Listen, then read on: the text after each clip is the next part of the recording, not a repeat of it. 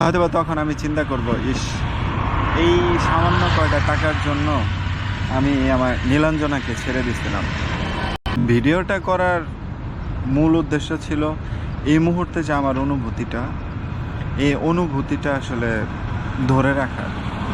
কারণ হয়তো বা আগামী 5 বছর পরে এই যে এখন এই জায়গাতে বসে আছি, হয়তো বা আগামী 5 বছর পরে এরকম জায়গাতে নাও থাকতে পারি, অথবা পৃথিবীতেও নাও থাকতে পারি,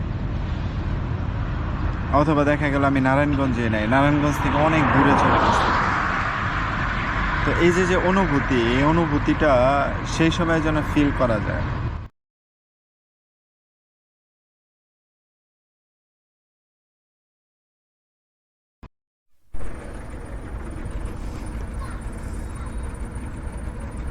বাচ্চাগুলা রাস্তা পারাপার হওয়ার জন্য ট্রাকওয়ালাকে বলতেছে, এই দাঁড়াও দাঁড়াও দাঁড়াও দাঁড়াও।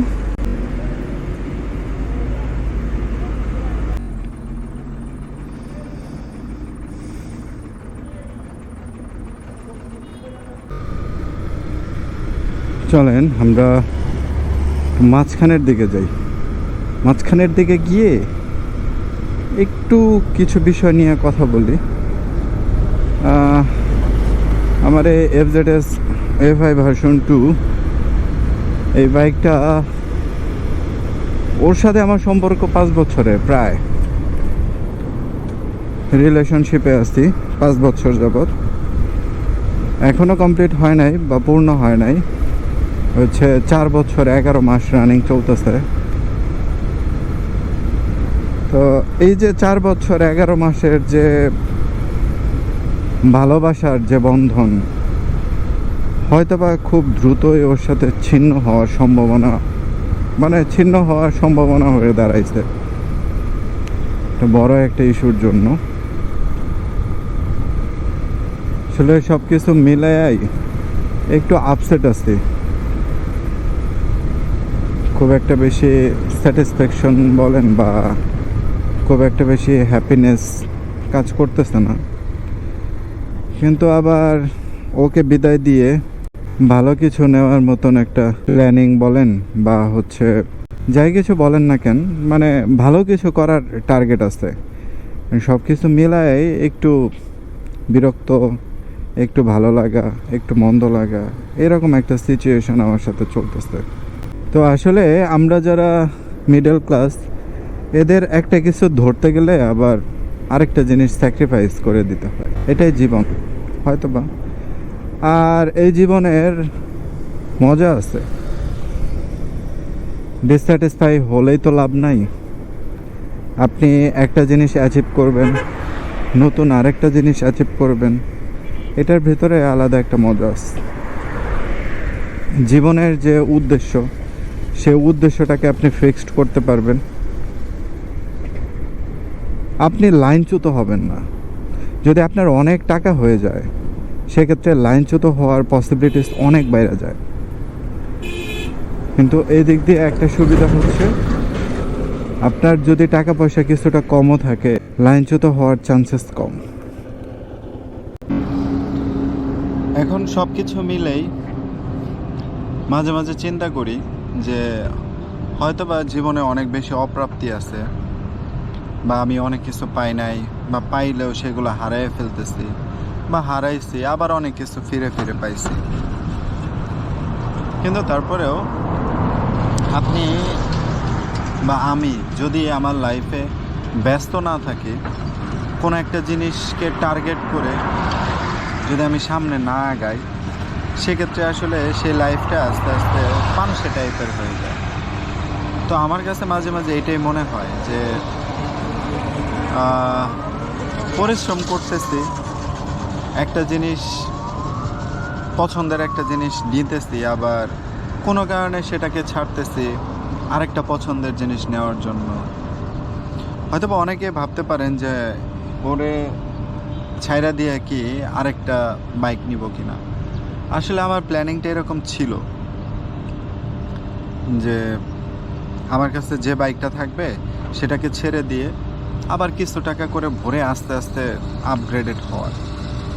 কিন্তু হয়তোবা এমন একটা সিচুয়েশনে যাইতেছি যে এই বাইকটা ছাড়ার পরে মোস্ট প্রবাবলি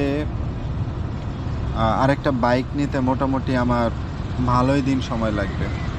সেটা হতে পারে 1 বছর 2 বছর এরকম, কিন্তু তারপরেও কিছু করার নেই, করতে হবে, সামনে আগাইতে হবে। অস্থিরতা তো ফিল হয়, কিন্তু এটাকে প্রাধান্য দিলে চলতেছে না, কোনোভাবেই প্রাধান্য দেওয়া যাচ্ছে না। এটাকে প্রাধান্য না দিয়ে আমার কাজ করে যাওয়া প্রবণতাটা একটু বেশি। তারপরে নিজেকে একটু শান্ত রাখা, বা মানে একটা জিনিস, মানে এটা তো আমার খুব পছন্দের একটা জিনিস, তো এই বাইকটা ছেড়ে দিয়ে আরেকটা বাইক নিশ্চয়ই সেটা অবশ্যই ভালো হবে। আর ইনিশিয়ালি হয়তো বা বাইক কেনার মতন অবস্থা আমার থাকবে না, কিন্তু ওরে ছাইরা দিয়া যে জিনিসটা নিতে চাইতেছে এটা আমার জন্য অনেক বেশি ইম্পর্ট্যান্ট। ওর থেকে আরও বেশি ইম্পর্ট্যান্ট হচ্ছে আমি যে জিনিসটা নিতে চাইতেছি। সব কিছু মিলায় আসলে সামনে আগানো লাগতেছে। ভিডিওটা করার মূল উদ্দেশ্য ছিল এই মুহূর্তে যে আমার অনুভূতিটা, এই অনুভূতিটা আসলে ধরে রাখার। কারণ হয়তোবা আগামী 5 বছর পরে এই যে এখন এই জায়গাতে বসে আছি, হয়তোবা আগামী 5 বছর পরে এরকম জায়গাতে নাও থাকতে পারি, অথবা পৃথিবীতেও নাও থাকতে পারি, অথবা দেখা গেল আমি নারায়ণগঞ্জে নাই, নারায়ণগঞ্জ থেকে অনেক দূরে চলে গেছি। তো এই যে অনুভূতি, এই অনুভূতিটা সেই সময় যেন ফিল করা যায়। মানে আমার একটা জিনিস লস করে আবার আরেকটা জিনিস অ্যাচিভমেন্ট করা ছিল। আমার ভবিষ্যৎ প্রজন্ম, আমার সন্তান সন্ততি, ওরাও যেন এই জিনিসটা দেখতে পারে যে হ্যাঁ, আমার বাবা আমাদের জন্য এত কিছু করার চেষ্টা করছে। হয়তো বা 100% তো দেওয়া সম্ভব না, তো যতটুকু চেষ্টা করছে অতটুকু ওরা যদি পায়, তাহলে এটার অনুভূতিটা ওরা বুঝতে পারবে। বাবার ভালোবাসাটা আসলে কেমন ছিল। প্রয়োজন আছে, জানি না ইন্টারনেট, ইউটিউব, ফেসবুক কতদিন থাকবে। যদি থাকে সেক্ষেত্রে, যেহেতু ইউটিউবটা একটা বড় একটা স্টোরেজ আমাদের, বিশেষ করে আমরা যারা টুকটাক ব্লগিং করি, তো সেক্ষেত্রে এটা স্টোরেজ হিসেবে অনেক ভালো কাজে দিবে, বা অনেক ভালো কাজে দিচ্ছে আমাদের এই স্মৃতি ধরে রাখা। হয়তো বা তখন আমি চিন্তা করব, ইস, এই সামান্য কয়টা টাকার জন্য আমি আমার নীলাঞ্জনাকে ছেড়ে দিচ্ছিলাম। যাই হোক, তবুও ভালো কিছু হোক, আশা করি আল্লাহ তাআলা ভালো কিছুই রাখছে।